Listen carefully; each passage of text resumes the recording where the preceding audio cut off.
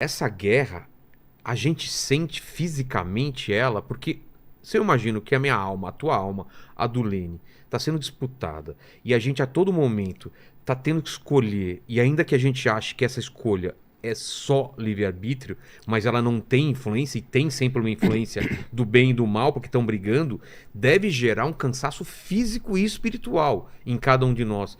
Às vezes eu acordo cansado de um jeito que não tem a menor explicação, sendo que eu não fiz nada. E às vezes às vezes é o contrário, você acorda super disposto. O que é esse cansaço, essa vontade, às vezes, que a gente tem, esses pensamentos do nada invasivos? Deve ter pessoas hoje em casa que estão passando por isso, de um desânimo ou uma vontade de fazer coisas ruins com ela própria. Tirar a vida. Exatamente. E a pessoa fala, mas eu não quero, e ao mesmo tempo o pensamento parece que é dela, mas não é. Que explicação é isso? A explicação é que a batalha é na mente, né? É na mente. E por que afeta o corpo também? Se é na mente e no espírito? Afeta o corpo porque o seu corpo ele é subproduto da sua mente. Ele está atrelado, ele está ligado, né? O seu cérebro, por exemplo. A palavra alma, na língua original do Novo Testamento grego, é psique. É mente. Exato. Então, nós somos corpo, alma e espírito. Nós somos corpo, mente e espírito. Aonde que é essa luta? Por exemplo, você sabe que você já trouxe vários neurologistas aqui, mas essa é uma área que eu estudo e entendo também. Obviamente, como um leigo, mas eu entendo o funcionamento. Você sabe que o seu cérebro, ele libera uma série de substâncias que podem ser tóxicas ou podem ser benéficas. Não é? Por exemplo, dopamina, por exemplo, é uma substância maravilhosa. Que te dá, né? Que te dá coragem, te dá foco, né? Endorfina, serotonina, norepinefrina. Tem uma série de neurotransmissores que são chamados do bem, né? Ocitocina. Agora, você veja, ontem eu estava lendo um artigo até, eu preparei uma mensagem falando sobre gratidão, né? E foi feita uma pesquisa nos Estados Unidos com um grupo de 300 jovens universitários. Todos eles que estavam passando por algum tipo de terapia. Eles dividiram em 3 grupos. E um dos grupos, então, 2 grupos continuaram com as abordagens da psicologia tradicionais. Um grupo de 100 pessoas, eles começaram a fazer somente um tratamento voltado para trazer gratidão nas pessoas. O que significa isso? Por exemplo, eles começam, tanto individualmente quanto em grupo, eles falavam, você tem que escrever uma carta de gratidão para alguém que te fez bem. Entendi. Aí os caras escreveram. Tem gente que prefere cortar a mão do que fazer isso, Tem gente que, para agradecer, né, Lene?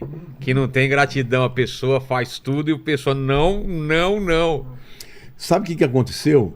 No primeiro momento teve essa resistência, mas eles começaram a perceber que o ambiente do grupo que tinha a gratidão... Que exercia mais... Que estava ali na terapia da gratidão, estava mudando o mood, mudando o sentimento. Claro. As pessoas pararam de falar eu tive trauma. Mas isso é óbvio. Eles começaram a ter um outro discurso. Claro. Se a pessoa é agradecida, se ela entende o bem que está sendo feito para ela, é óbvio que ela vai mudar. E aí...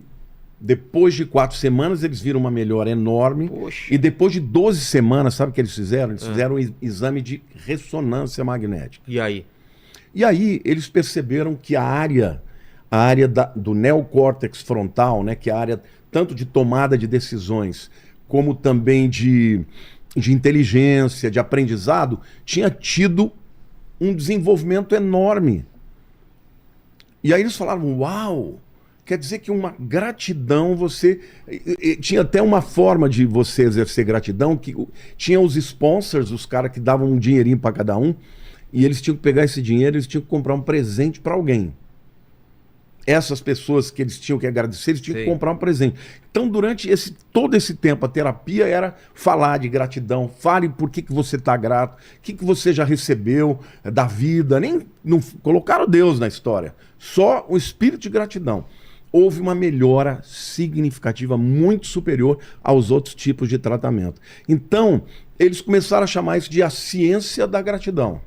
Science of Gratitude, no inglês. Então, você vê como, na verdade, o cérebro, que é a alma, ele afeta o corpo. É. Porque uma pessoa que começa a ter gratidão, É bem ter alegria, resolvida. ela tem a área que é responsável por aprendizado, por tomada de decisões, sabe, avançada, melhorada.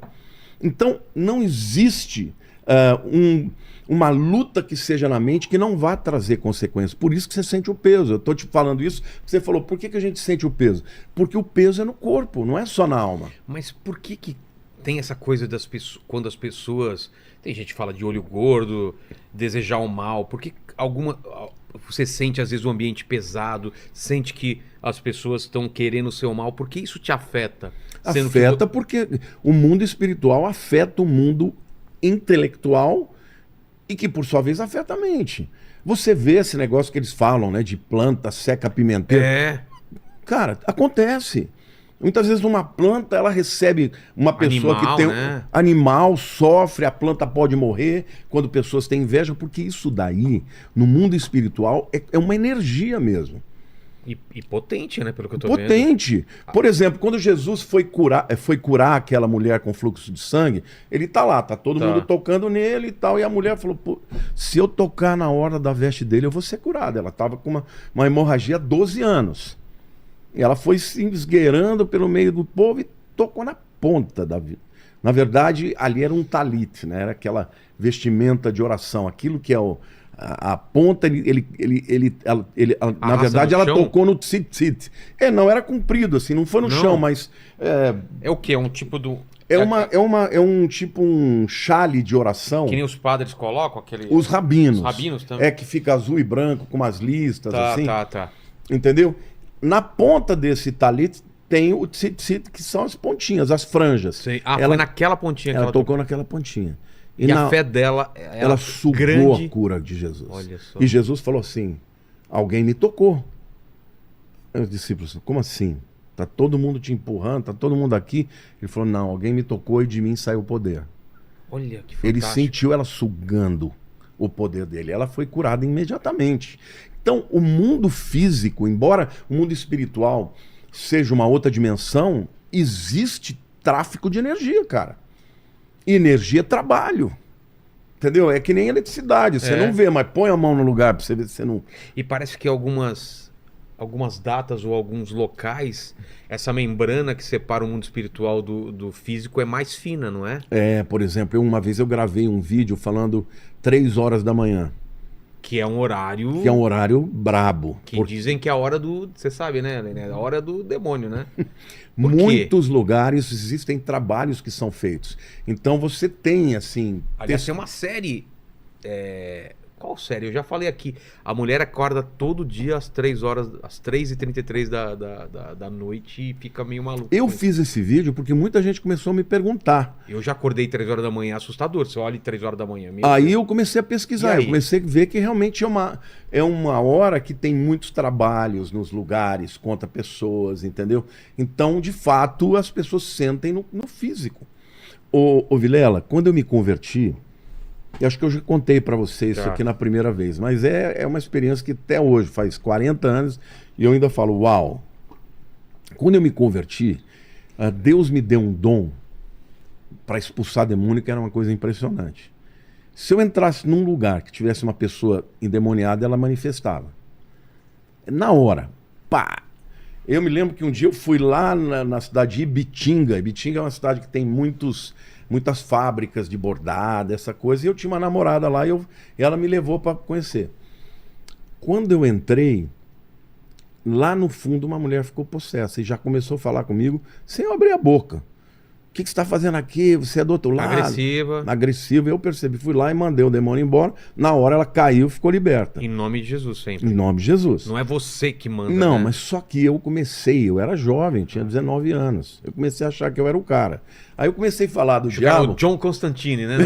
Conhece? Sabe quem é, né? Sim. John Constantine. O Keanu Reeves. É, o Keanu Reeves. Com uma arma em cruz, né? Que mata demônio.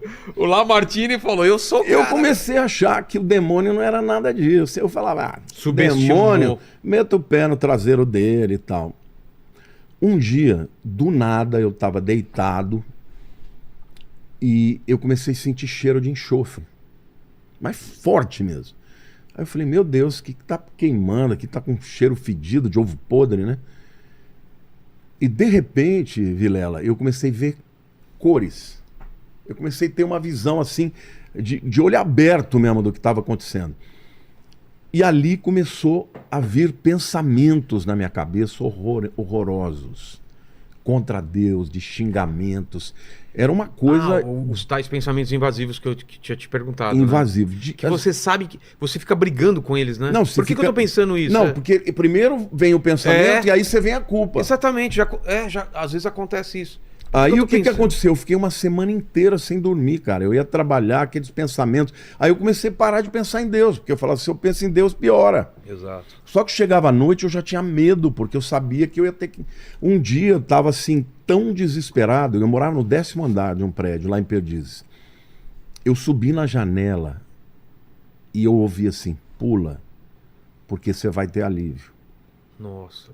Cara, eu segurando dos dois lados na janela. Você não queria pular e ouvia isso. E ouvia, pula que você vai ter alívio. Na hora, eu dei um passo para trás e falei, Deus, eu sei que eu já estou condenado, mas eu não vou tirar minha vida. Se o Senhor vai me mandar para o inferno, porque eu blasfemei contra o Espírito, pode mandar. Eu estou assim, eu tô aceitando, porque eu realmente blasfemei e tal. E fui pro meu quarto, sabe, me entreguei e falei, tudo bem, pode falar o que quiser, eu não vou lutar mais. No dia seguinte, tocou o telefone, era o meu irmão falando de Belo Horizonte, ele falou assim, Lamartine, Deus me mandou um recado para você.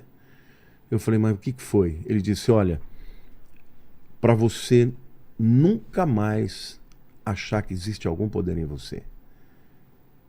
Porque Deus está mostrando que você está vivendo um momento, uma guerra espiritual muito grande. Mas que isso é só um teste para você aprender a dar glória para Deus. Quando ele falou aquilo, eu comecei a chorar. Quando eu não falei nada para ele. Quando eu desliguei o telefone, eu nunca mais tive aquilo. E aí Deus falou assim, filho, no nome de Jesus você tem poder, mas no seu poder você não tem nenhum. Então nunca se esqueça de dar glória para mim. Você não tem que ter medo de demônio nenhum. Mas você tem que saber que é em mim que você tem autoridade.